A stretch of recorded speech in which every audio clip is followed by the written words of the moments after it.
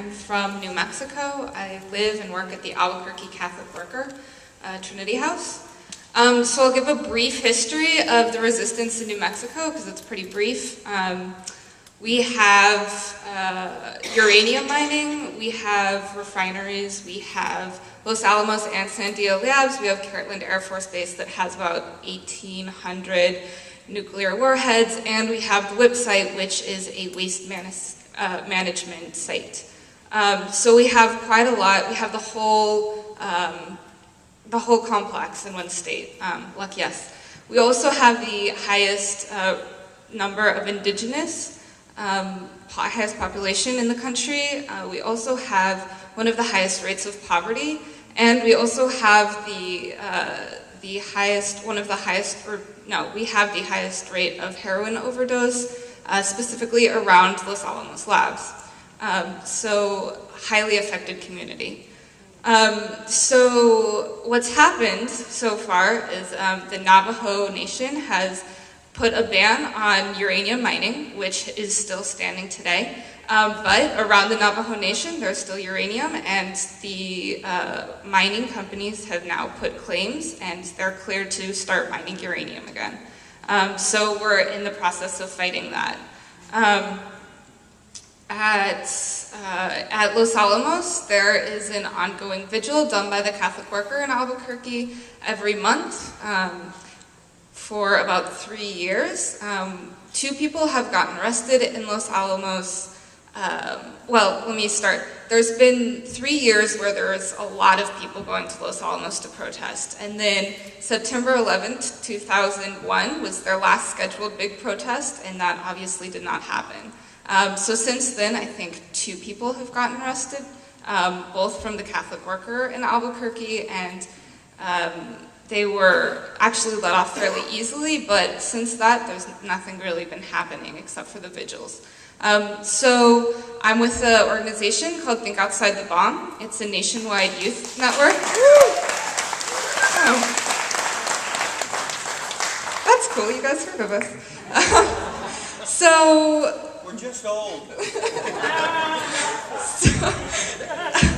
So we're the largest anti-nuclear youth network in the country. We've been having conferences since 2005, for 5 years, yes, Steve has told me. And we went to New Mexico this year, last August, and realized the devastation that's been happening in New Mexico, specifically to the indigenous and Chicano communities. There's 7 pueblos surrounding Los Alamos, and a lot of Chicano communities as well in Española and Chimayo, who have all been greatly affected. So we decided that we were going to come back, and we were going to start organizing New Mexico, and we were going to start organizing with Chicano and indigenous communities so that so we could help give them a voice in their own revolution. So we decided the best plan of action would be to have a bunch of us move up there and create a permaculture encampment to bring people in from around the nation so that they can come and talk with community members, and they can see what's going on in New Mexico, and they can learn ways on how to resist that. And so the permaculture encampment, because we are in a new world, is sort of essential, we feel, because we need to start doing things sustainably and not hurt the environment. We got to sort of stop that. So I have spent the last month building composting toilets and solar showers and all that fun stuff. So it's going to be fun.